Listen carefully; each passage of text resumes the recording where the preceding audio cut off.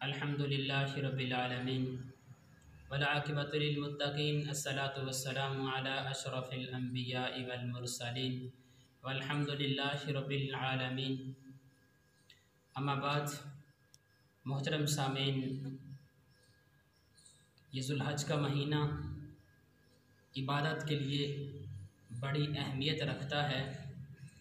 इस महीना में कुर्बानी और हज जैसी अज़ीम इबादत के साथ साथ एक अहम इबादत तकबीरात तशरीक भी हैं। तकबीरात तशरीक बयान करने से अल्लाह की बड़ाई, अल्लाह की किबरियाई बयान होती है और हमारे दिलों में अल्लाह की मोहब्बत उजागर होती है।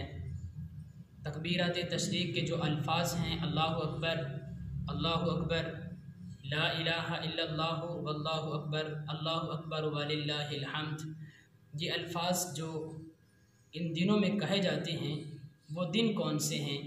तकबीरात तशरीक के लिए दिन 9 ज़िलहज्जा सुबह फजर की नमाज से लेकर 13 ज़ुल्हज्जा की नमाज असर तक ये अल्फाज हर फ़र्ज़ नमाज के बाद पढ़े जाते हैं। और ये अल्फाज तकबीरात तशरीक के किस शख़्स पर वाजिब हैं?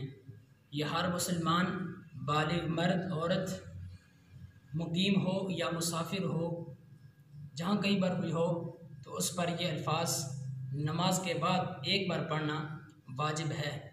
अब ये अल्फाज मर्दों के लिए है कि वो बुलंद आवाज़ से पढ़ें और ख़वातीन वो आहिस्ता आवाज़ से पढ़ें। और अल्फाज को हर फ़र्ज़ नमाज के बाद एक बार पढ़ना वाजिब है। बाज़ मसाजिद में देखा कि 3 बार पढ़ा जाता है। 3 बार पढ़ना भी जायज़ है, लेकिन एक बार पढ़ना ये एक वाजिब अमल है। और अगर कोई शख़्स नमाज से मिलता है, उसकी 1 रकत रह गई या उसकी 2 रकतें रह जाती हैं, तो 1-2 रकतें रहने की सूरत में वो बाद में नमाज मुकम्मल करने के बाद फिर इसके बाद वो अपनी दोबारा तकबीरात तशरीक मुकम्मल करने के बाद पढ़ेगा। अगर किसी शख़्स की 9 ज़िलहज्जा नमाज फ़जर से लेकर 13 ज़ुल्हज्जा की नमाज असर तक अगर किसी शख़्स की कोई नमाज क़ज़ा हो जाती है, तो नमाज क़ज़ा होने की सूरत में वो शख़्स 13 ज़ुल्हज्जा की नमाज असर से पहले पहले अगर क़ज़ा नमाज अदा करता है तो उस पर भी तकबीरात तशरीक पढ़ना वाजिब है।